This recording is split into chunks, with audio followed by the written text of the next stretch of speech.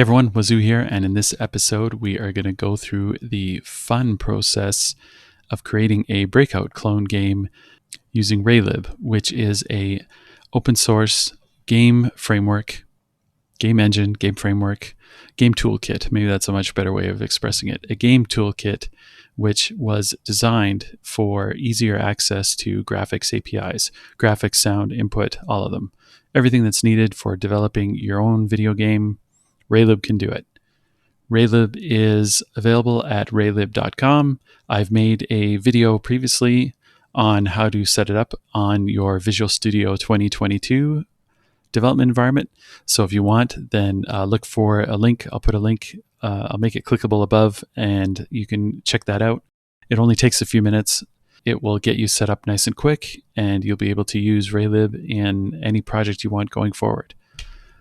So before we get into that, I guess a tiny bit of a history is that the origin story of Raylib came about when the creator wanted to figure out a way of teaching game development concepts to a class of some kind. And it was very difficult for him to get to the actually meat of teaching about game development because so much was being spent on just getting the subsystems and everything to work properly in the platform, in the software, in order to just get to teaching about game development. And ages and ages ago, I used to teach a adult continuing education class on game development on the PC, and I used DirectX 8.1 at the time. This was a SDK available from Microsoft, and in my opinion, one of my most favorite versions of the DirectX SDK. Since then, they've kind of changed course a few times. They focused exclusively on Direct3D after DirectX 8.1, and then from now, today's version of DirectX it's meant for the hardcore. It's currently an advanced API meant for basically professionals, quote unquote professionals in the AAA game industry. Definitely diverted away from wanting to support hobbyists, indie creators, beginners, people just starting out in game development. But back to where I came from in my story is that I experienced the same thing when I was trying to teach this adult continuing education on PC games programming using DirectX 8.1. It was very difficult because I spent most of the time talking about DirectX.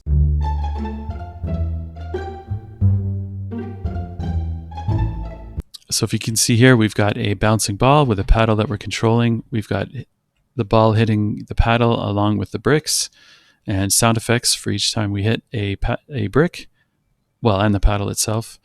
And you'll notice that the score is increasing with every brick that we smash. But on the whole, we have a fun and interesting little game. Okay, so first things first, go ahead and open Visual Studio 2022 and hit Create a New Project. And right here in my recent templates, I'm choosing console app, but you might have to use the filtering on the right.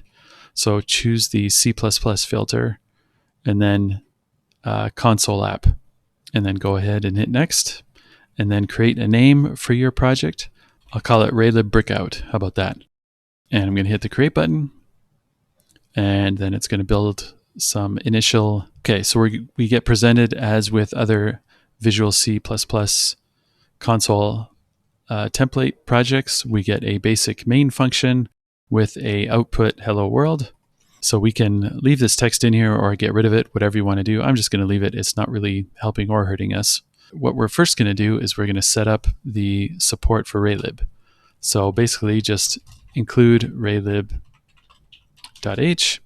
and you'll be presented with an underscore, a red squiggly line, because of course Visual Studio 2022 doesn't know where Raylib is. So let's go ahead and open our properties.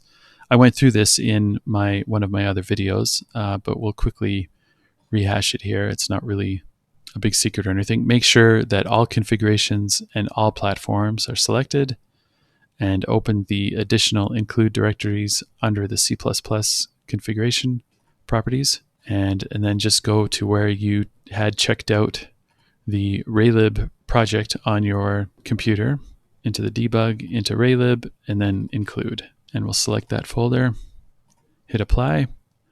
Then let's go down to the linker. Let's open the linker options in general. And here there's a setting that says additional link library directories. So let's go ahead and hit edit, go into that. And we're going to go back to the same Raylib folder,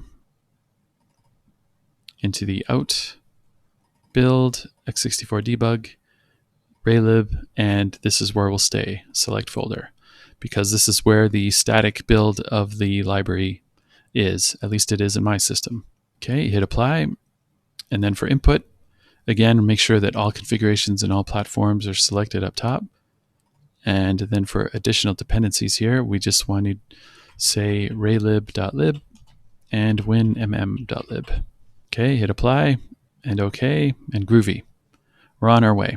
Okay, so first things first, we are going to create a basic Raylib window, GameLib window. So we're going to set up two variables, one to track the screen width, which I'm going to set to 500 pixels wide, a screen height of 600 pixels. Okay, and then in the main function, I am going to call a function called initWindow. And then we need two parameters, so screen width, screen height. And then we need text for the title bar of this new window. So I'm just going to call it Raylib.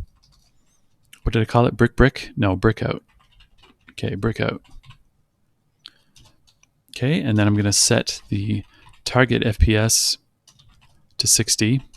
I think by default it's 60. I'll have to check what the defaults are, but just to make sure, we'll set the target FPS level at 60. And then we'll get ourselves into a infinite while loop. So while not window should close, so while we don't want to close the game window, we want to begin drawing. And let's clear our background to blue. And let's end drawing. All we want to do is clear the background to blue, and we'll just do that every frame, every cycle of this loop until we hit the X button on the window, or we hit the escape key, which will also cancel and terminate our Raylib window. And then we'll call close window and return 0. So make sure that this squiggly line is gone from the include raylib.h, and let's hit the play button here and make sure that we get our first window showing up. Okay, perfect. So we got a nice blue window showing up, 500 by 600, with our title Raylib : Breakout.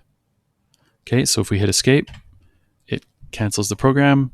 It signals that it wants to close, which then fails this while loop, and then it drops down to close window. Step 1 is done.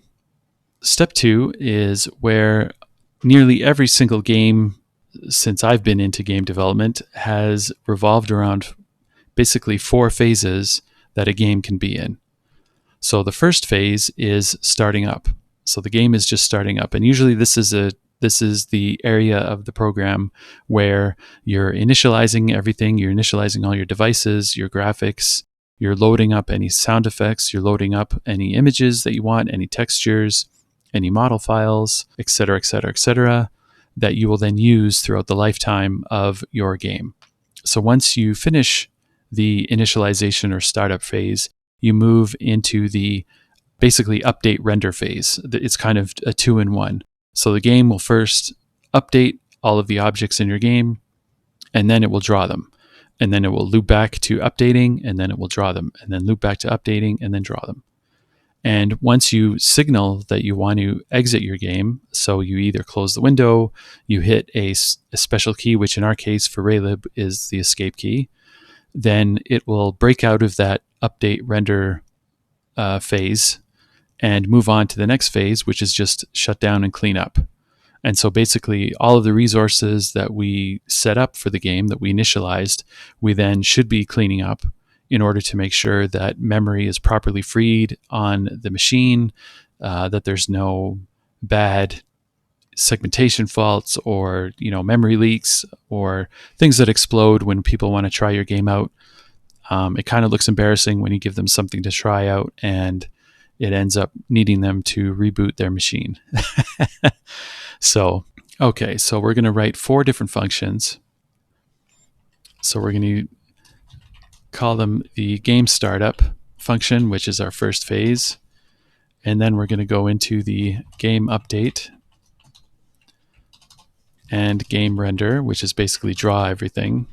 In video game programming, and especially my videos, I use draw and render as the same thing, whereas some other people, they just use draw or they just use render. And I tend to flip back and forth between them. So apologies for that. I hope you don't get too confused. And then finally, our last function, which is game shutdown. Okay, so what we're going to do, we've got our main loop in here. So just before we hit close window, we can call the game shutdown. And just before we get into the first loop here, we can call game startup.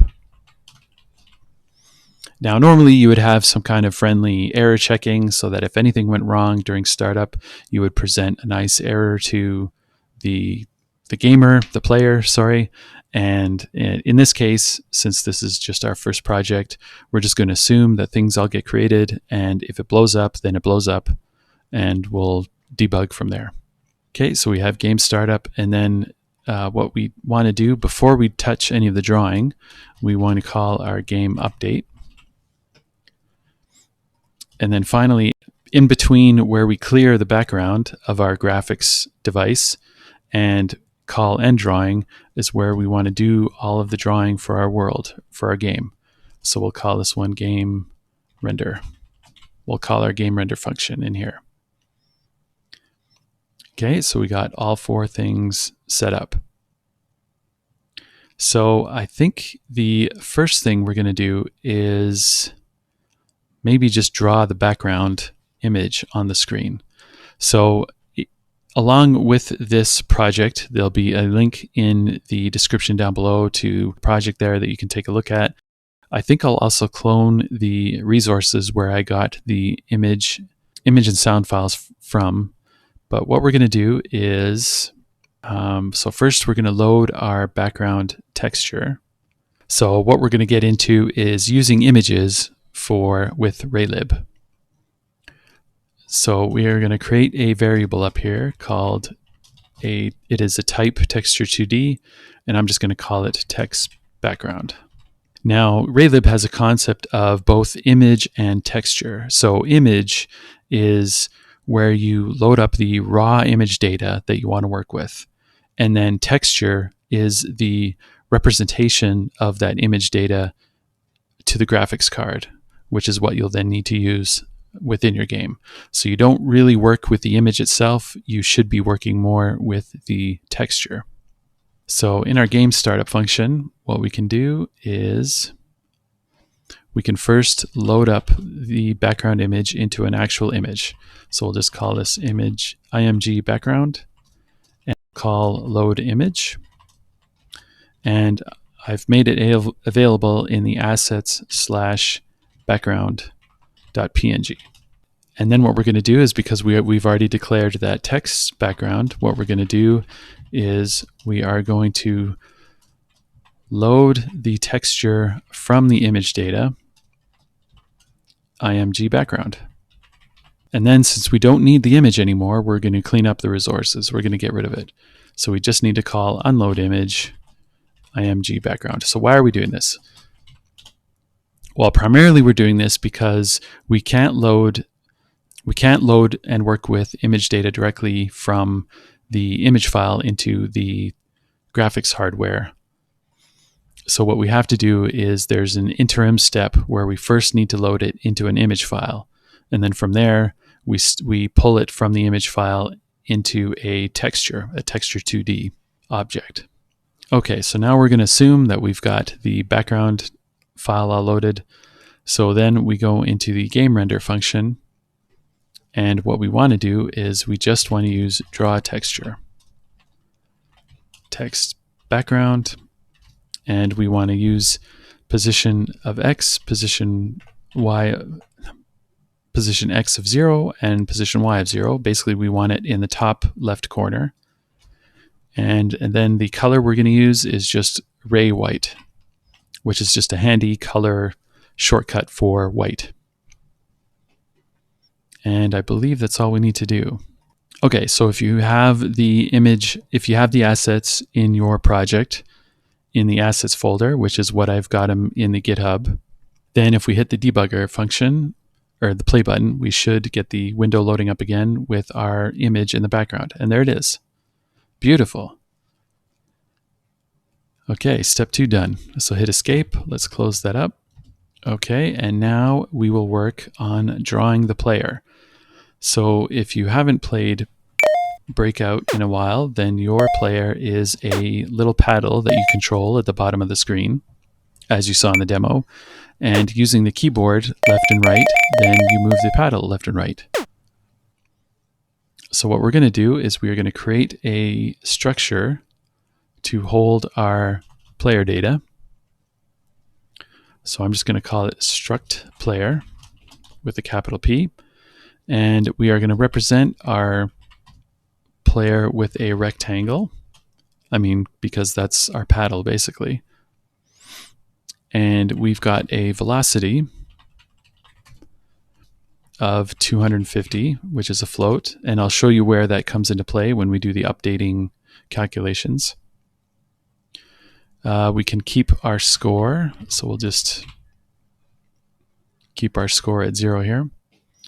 And I'm going to create a width and a height. So width of our player, so width of our paddle is going to be 75.0 units. And our height is going to be 10.0 float units. Now, these aren't really magic numbers. I didn't just pull them out of thin air. Basically, you can play with it as you work on your game, and you can test for yourself how big or small you want the player paddle to appear. I was kind of thinking that maybe a fun exercise in the future could be that, you know, after you break 5 bricks, then you add, or you shrink the width of the paddle. So you make it just a little bit harder. So the further the player gets into the level, then the harder it gets because the paddle shrinks down. So you can achieve things like this if you're storing the width and height of the paddle. Okay, and then so right down here where we're declaring the text background, let's declare a player variable of just player, small p. And so during the startup, okay, so right here we're loading the background image into video memory. Okay, and then here we are loading the player paddle data. Okay, so player.rect. So a rectangle takes it's a construct of Raylib, but it's a basic rectangle, so it takes your X and Y position as well as your width and your height. So for an X and Y position, we want to set it at 250 by 540. And then our width is just our player.w, and our height is player.h, which is our member variables here. Remember, W and H. Okay, and we'll set our player score to 0.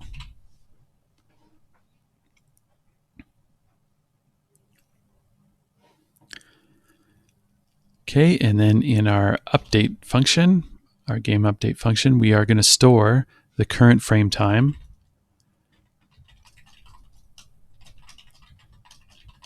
And basically what we're going to be doing is calculating our position of our paddle, which is going to be what's called platform independent. So based on how your CPU runs this game is how fast the game will go and how fast the animation will look.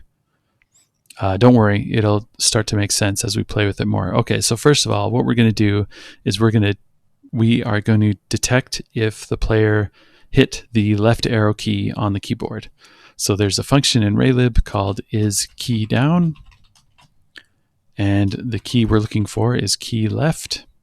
So notice how the autocomplete is helping us out as we use our Raylib functions. So what we want to do is the player rect.x, so the x position of the paddle, we want to go left, so we are subtracting from that x position. So minus equals player, and then its velocity times the frame time. Okay, and then if is key down, key to the right, so key underscore right.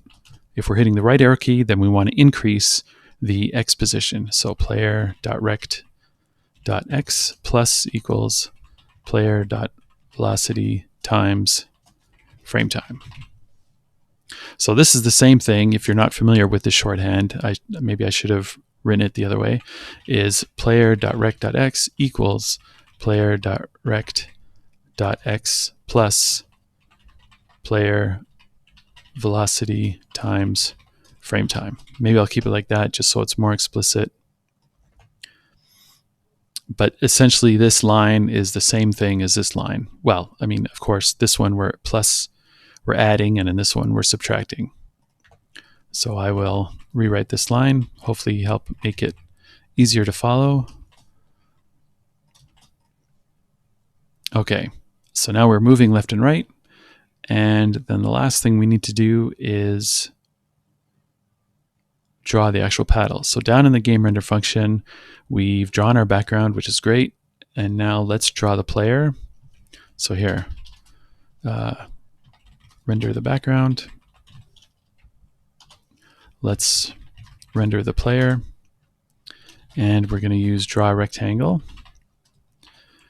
And for an x and y, we're going to use player rect.x, player rect.y, and then for width and a height, player rect.width, and player rect.height. And then for a color, I believed in the demo I used yellow.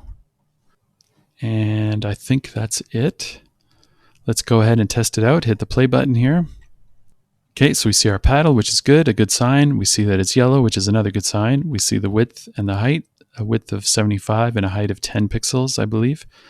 And if we hit the left key, the left arrow, we move left. The right arrow, we move right. Perfect.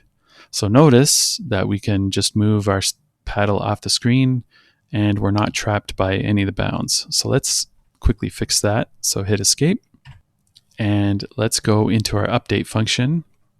So another part of the update function, another responsibility in video games, is what's called collision detection. So collision detection is where your program calculates collisions between any of your objects in your game that you want to detect if collisions happen. So for example, if in our case, if the paddle moves off the screen left or right, and then later on it'll need to happen when we want to detect if the ball we want to draw collides with the paddle or collides with a brick, right? So we have to do what's called collision detection for that.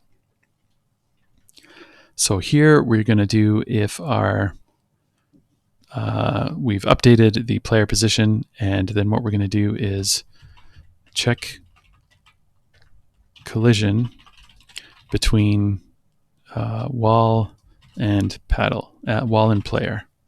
Okay, so if the player.rect.x is less than 0, so if we've gone to the far left, then we want to keep the player at 0. So we don't want the player to move beyond the left-hand side of the screen. Now, if we want to test the right-hand side of the screen, so if player.rect.x is bigger than, what we need to do is we want to take the screen width, because the screen width might be different depending on how you play with it, the screen width minus the width of the player paddle. The screen width minus the width of the player paddle. So player.rect.width. So if our x position is greater than that difference, then it means that we've traveled beyond the edge of the right screen. So player.rect.x equals screen width minus player.rect.width. And that should be it. So let's hit the play button again. Let's test it out. Okay, we stay at the left-hand side of the border there, and we should stay at the right-hand side here. Perfect. Okay, and we don't have to worry about up or down because we don't handle that in this game at all. But if you want to in your own project, maybe you could implement up and down. So you can move the paddle up and down, making it a lot more challenging for the player depending on how many bricks are left. Okay, so hit escape. Let's get out of that. Go back to our code. Okay, so now we are going to draw the ball. Maybe now is a good time to... Oh, you know what? Maybe now we'll draw... No, we'll do the ball first, and then we'll draw the score. So similar to the player, we are going to set up a ball structure. So struct ball. You could make them classes if you want, but I feel that it's a lot of overhead sometimes to work with a class when you could just work with a simple little struct. So what we're going to do is track the position of the ball in a vector2 object, which is a X and Y position of the ball. And then we are going to track the acceleration, which you could also think of it as a direction. So remember in Breakout, when our ball hits the player, then it reverses the y-axis. So if it's heading straight down, it hits the player's paddle, then it reverses its y-axis and heads straight back up. And same thing when it hits the left side of the window, then the ball rebounds by reversing the x-axis and it looks like it's traveling right. So we're going to track that variable we're going to track that calculation in this variable called accel, which could be acceleration. Let's just call it acceleration. So 1.0f and 1.0f. So we're going to give it a positive x and y acceleration values. And then we're going to track the velocity of the ball, similar as what we do with the player. And finally, we are going to track the radius of our little ball. So right now, the radius is set to 5 pixels, so 5.0f. So you'll see what that looks like when we draw it, and then you can decide if you want to play with that. And again here, we're going to declare a instance of ball as just ball.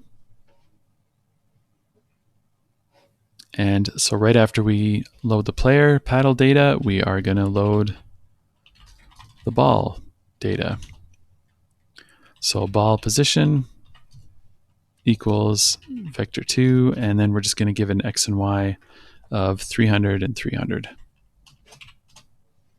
Something pretty basic. Again, I just played with that. You can play with that wherever you want. You can update the values and maybe have it come down from the very top of the screen if you want, or whatever you choose to do. And so our initial velocity will be 300, just to make it travel a little bit faster than the player paddle. So then what we do, okay, so we've got that, we're loading that up. So then when we update, okay, we're updating the player here depending on the key input. So update player position based on keyboard input. So down here we can update the ball position. So ball position x equals ball position x plus, and then we want to take the velocity times the acceleration x times our frame time. So I'm going to put these things in its own. There we go. I didn't want to write any shorthand for this because then it might confuse you. So we're going to write this out the long way. So ball position x equals ball position x plus a calculation of the velocity times acceleration x times the frame time that is passed into our are, or that we're pulling within this game update function. So now we have to do the same thing, the exact same thing for the Y position. So literally, it's just literally calling the same thing, but just using Y instead of X. So ball.velocity times ball acceleration.y times frame time. Okay. And then finally, we want to draw this little ball. Oh, first we want to check if there's a collision between the wall and the ball. Okay, so maybe after the... Okay, so after the ball is updated, let's check collision between the wall and ball. Okay, so if the ball position X is greater than, if it's greater than the screen width, or if the ball position dot Y, or X, sorry, is less than 10, which is the radius. Where's our radius? I guess our radius is 5. So if it's less than 5, whoops, sorry for the scrolling around. So, or if the ball position of X is less than, well, we'll leave it at 10 because it's, it'll look better. What we want to do is we want to flip the X acceleration. So X acceleration, X times -1. So equals ball acceleration dot X times -1. So basically we want to flip it. So if it's positive, we want to flip it to negative. If it's negative, we want to flip it to positive. So multiplying it by -1 will help us do that.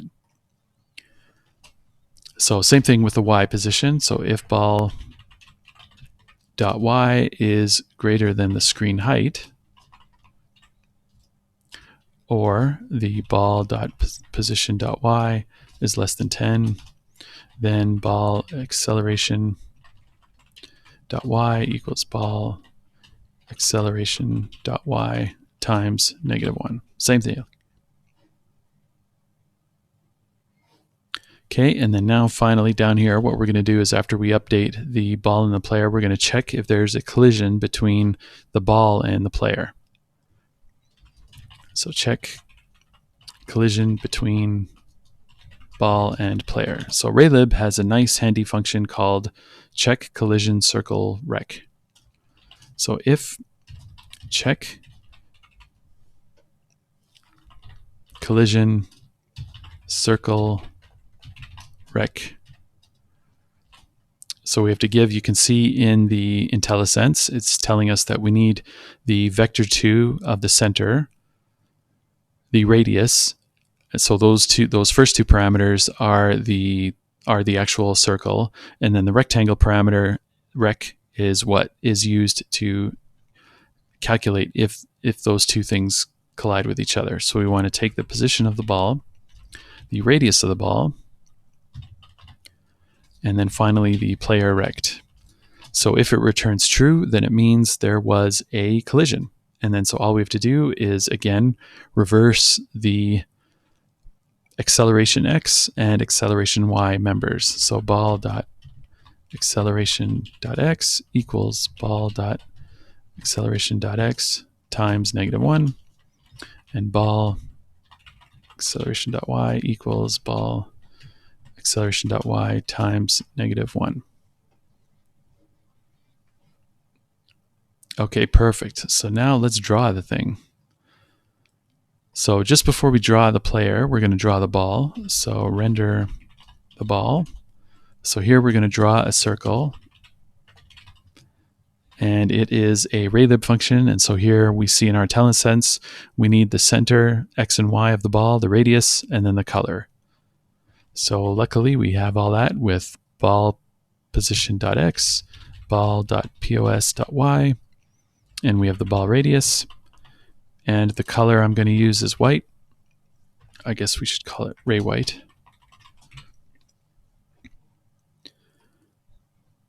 Okay, and I believe that's all we need to do. So let's go ahead and play, and let's test everything out. Okay, so the ball is bouncing off of our walls properly. You can see that as it collides with each one, it's reversing the X or Y depending on where it is colliding. So now let's test that it's going to collide off of our paddle. And there we go. Looks like it worked. Boing. So the physics aren't entirely perfect, but it's close enough for the purposes of this game. And I think we're on the right track. This is looking really cool. So go ahead and play with this if you want at this point. You can play with the colors. You can play with the width of the paddle. Steer it around a bit. And so what we're going to do now is we're going to draw the text of our score, which is pretty exciting. So we're not increasing our score at all, but recall that in our game startup function, we are setting our score to 0. So what I want to do is then print our score in the top left corner of the screen. So in the game render function, at the end here is usually at the end of a render function. If you think of your rendering onto the graphics device as kind of like a painting. So what you need to do is layer your calls so that the objects that are further away you draw first, and the objects that are closest to you want to draw last. So things like the text is usually one of the last things. Your text, your user interface, you usually draw those last because they are superimposed on top of everything that's in your graphics frame. So the last function will be here, and Raylib has by default when it loads up, it creates a font that you can use, and all you need to do is call something called draw text, and then it will render what you want, where you want it.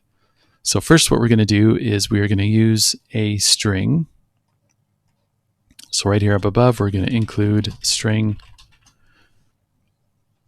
And so down here in the render function, right at the end again, so we're going to render the score. Whoops. So we're going to convert our integer score into a string. So string, we'll call it score equals, there's a function called toString, and we can give it an integer. So this, we're going to call it player score. Okay. And then we're going to have another temporary string. We're going to call it temp1, and we're just going to give it score,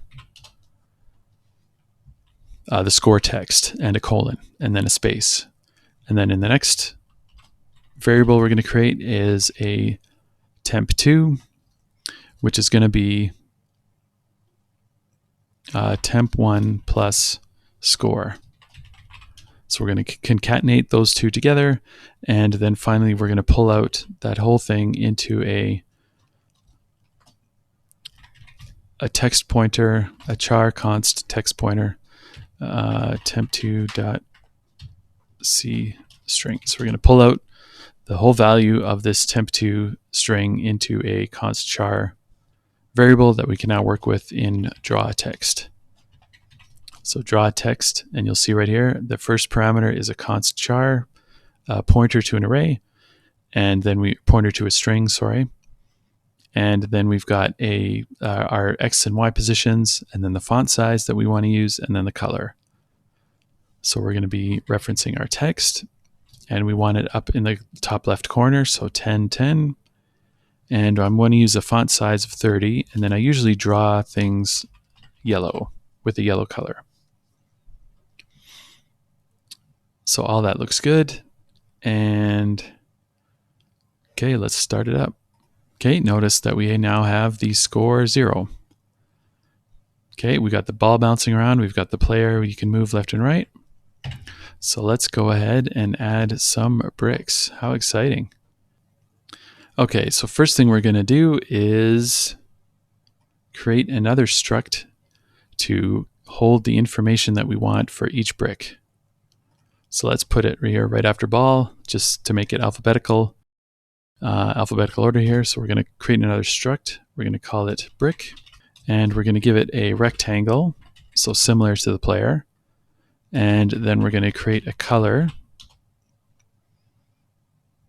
and a width and a height. So I'm just calling it for now 50 units, 50 pixels across, and a height of 20.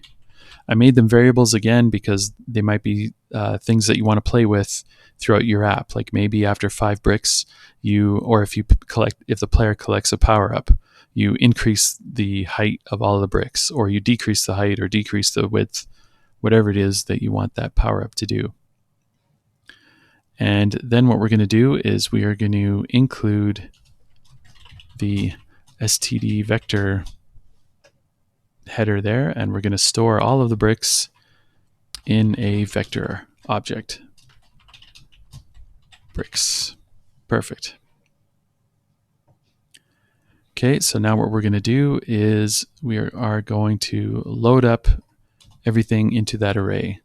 So I'm creating a temporary variable here, brick, and then I'm going to do a for loop. So int I equals 0, I is less than 8 for 8 bricks across, I++, and then for int j equals 0, j is less than 8, j++. Okay, so then we want to assign new brick to have a rect of a rectangle. Let's see, we're going to cast I times 55 and float. Maybe it'll be easier to do this. Float 50 plus j times 26. For our width and our height, we want new brick dot w and then new brick dot height. Okay, and then for a color, new brick dot color equals, we'll just call them red for right now. We'll use the red color. And then finally, we'll push this new brick into our vector. So bricks, push back, new brick. So essentially what we're doing is remember how there's several rows of bricks. So all we're doing is going through a I and j loop variables to be used to create the new positions of each brick. And we're giving a little bit of spacing in between each one, vertical and horizontal spacing in between each one. That way they're not all jammed together. And then we're assigning them all a red color and then pushing them into the vector object. Okay, so now let's draw all of those bricks. We'll handle all the drawing before we do any collision detection here. So in our render function, we are going to draw it right after the background. So render the bricks. So we're going to create a temporary brick variable here, brick instance, and we're going to do another for loop. So for int I equals 0 and I is less than the vector array, the vector object, bricks dot size, and then I++. So we want to loop through every object in that vector. So we want to assign brick to be the bricks of position I, index I, and then we just want to call draw rectangle. So draw rectangle, we've got our brick rect.x, brick rect.y, brick rect.width, and brick rect.height. And then for a color, we're going to use the brick.color. So notice the draw rectangle IntelliSense for Raylib, it says we need an X position, a Y position, a width and height, and a color, similar to what we used when we drew the player's paddle just down below here, right here. Okay, so we've called draw rectangle. I think that's all we need to do. Let's go ahead and hit play. And ta-da, we've got our 8x8, 1, 2, 3, 4, 5, 6, 7, 8. 1, 2, 3, 4, 5, 6, 7, 8. We've got our 8x8 grid of our bricks that we created in that game startup function, and then rendering them all within the render function, of course. So now what we're going to do is quickly do some collision detection between those bricks and the ball. So go ahead and hit escape. Let's go back to our game update. So what we're going to do is right after we update the ball, we're going to calculate the check collision between each brick and the ball. So we're going to do something called brute force, which is essentially we're going to go through each brick in our vector and calculate if that brick collides with the ball. And if it does, then break out of the loop. We're done. We don't need to continue any further. And if it doesn't, then just move on to the next one. Okay, so we're going to just create another temporary variable there called brick. And for int I equals 0, I is less than the size of the vector, so bricks.size, and then I++. Okay, so what we're going to do is we're going to assign brick to be the bricks at index I, and then we're going to call that check collision circle rec function again. So if check collision circle rec, okay, if we're going to use the ball position, the ball radius, and finally the brick rect. Okay, so if there is a collision, so remember the parameters from last time we used it. So if there is a collision, then what we want to do is reverse the y acceleration. Dot y equals ball dot y times -1. And then what we want to do is we want to remove this brick from the vector array, so brick erase, and we start at bricks begin plus I.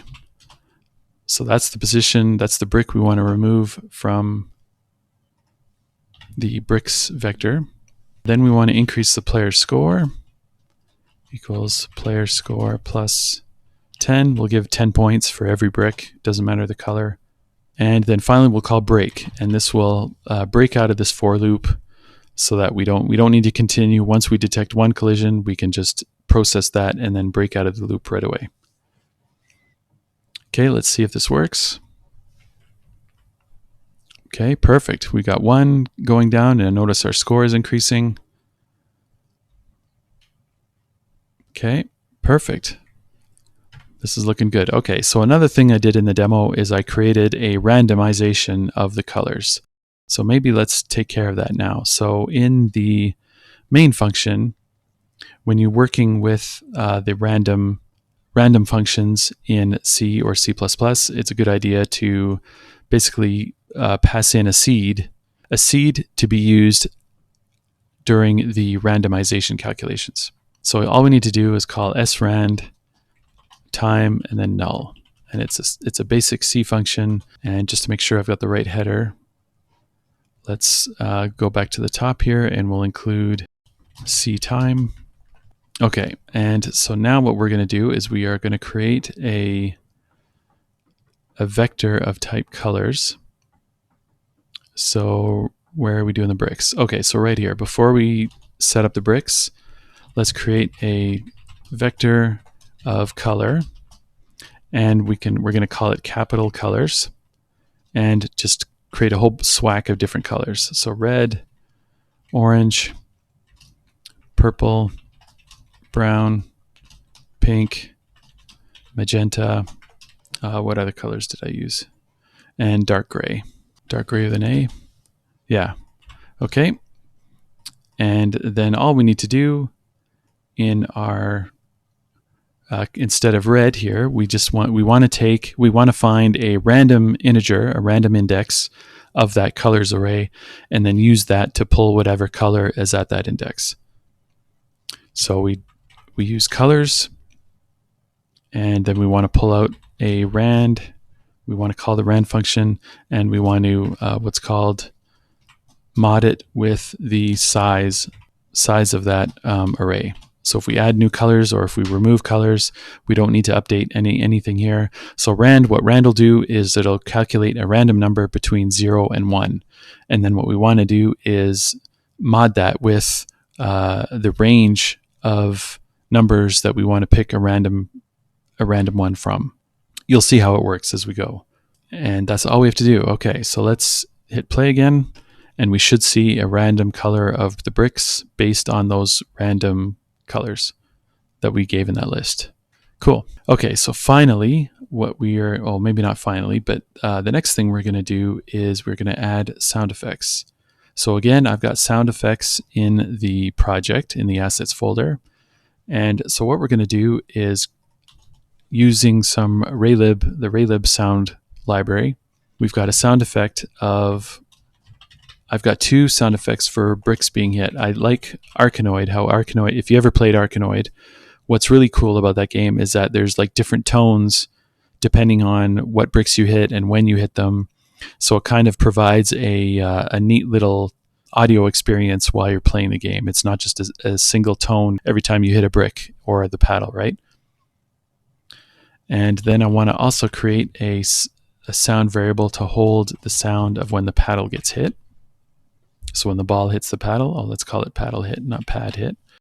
So we've got brick hit, which we've got two sounds in this. I'm creating it as an array, and you'll see why in just a few seconds.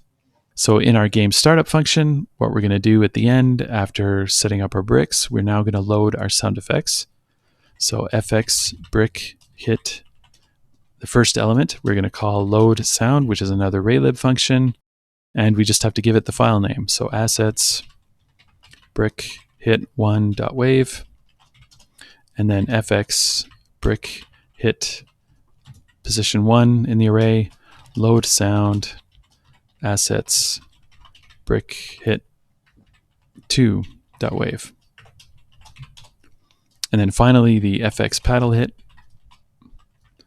we're going to call load sound again, and we're using a sound file called assets.paddle hit1.wav. And before I forget, let's go ahead and go into the cleanup, game shutdown. Let's unload the sound, fx brick hit 0, and unload sound, fx brick hit 1, and unload sound, fx paddle hit. And then I forgot that we also have to unload our texture. So unload our texture for the background. So text background. And then we have to call a function called close audio device for Raylib, which means we have to initialize the audio device. So after we init our window, let's call a function here called init audio device. Init audio device. Okay, that looks correct. So now what we need to do is in the update function, we've got all the sound effects loaded, and now we just need to play it. So when we have a collision between the ball and the player, so we're reversing the X and Y acceleration, remember? So let's play a sound of our paddle hitting. So fx paddle hit. And now if the ball hits the brick, so we calculate the score, and then finally let's play sound. Oh, first what we're going to do is we're going to create a random number between 0 and 1 in an integer variable called random. And then down here we're going to random equals, so we're going to call the rand function again, and we're going to mod it by 2 because we want a variable between 0 and 1. And then all we need to do is call play sound fx brick hit, and then our index will be the random calculated variable between 0 and 1. So this is why I created this sound effect as an array, because then we can add as many sounds as we want to that array. Okay, everything looks good there, so let's go ahead and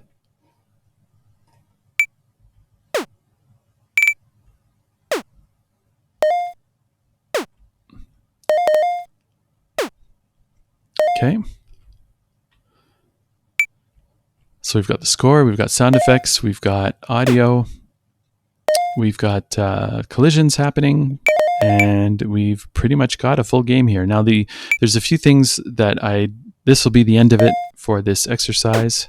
This concludes this tutorial on creating your own Breakout clone game using the Raylib library. I had a lot of fun, and I purposely left a few things here that you could work on your own and update on your own setup.